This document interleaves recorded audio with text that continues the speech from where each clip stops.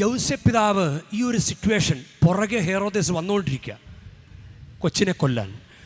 യൗസേപ്പ് പിതാവ് ഇതെങ്ങനെ കൈകാര്യം ചെയ്തു? എനിക്ക് ഞാനിങ്ങനെ ധ്യാനിക്കണം, ഇതൊരു മനക്കരുത്താണ് യൗസേപ്പ് പിതാവ്. ആ സിറ്റുവേഷൻ വീട്ടുകാരത്തിയോട് പോലും പറഞ്ഞിട്ടുണ്ടാകിയല്ല, പറയാതെ ഒറ്റയ്ക്ക്, അല്ലെങ്കിൽ വീട്ടുകാരത്തിയോട് പറഞ്ഞു കഴിഞ്ഞാൽ വീട്ടുകാരത്തി കൂടി ടെൻഷൻ അടിച്ച് ചിലപ്പോൾ ഒരു സ്ത്രീക്ക് ചിലപ്പോൾ ഇത് കൈകാര്യം ചെയ്യാൻ പറ്റുമോ, ഒരു പുരുഷൻ കൈകാര്യം ചെയ്യാൻ, അല്ലെങ്കിൽ ചില വ്യക്തികൾ കൈകാര്യം ചെയ്ത പോലെ മറ്റൊരു വ്യക്തിക്ക് ഒരു സിറ്റുവേഷൻ കൈകാര്യം ചെയ്യാൻ പറ്റണമെന്നില്ല. അപ്പോൾ യൗസേപ്പ് പിതാവ് മറിയത്തോട് പറയാതെ തന്നെ ഇത് സ്വയം ആത്മപ്രയത്നത്തിൽ അത് കൈകാര്യം ചെയ്തത്. യൗസേപ്പ് പിതാവിൻ്റെ ഈ ഒരു മനഃശക്തി, ഉൾബലം, ആത്മബലം, അത് നമ്മൾ ധ്യാനിക്കേണ്ട ഒരു കാര്യമാണ്. നമ്മൾക്ക് ആവശ്യമുള്ളത് ഇതാണ്.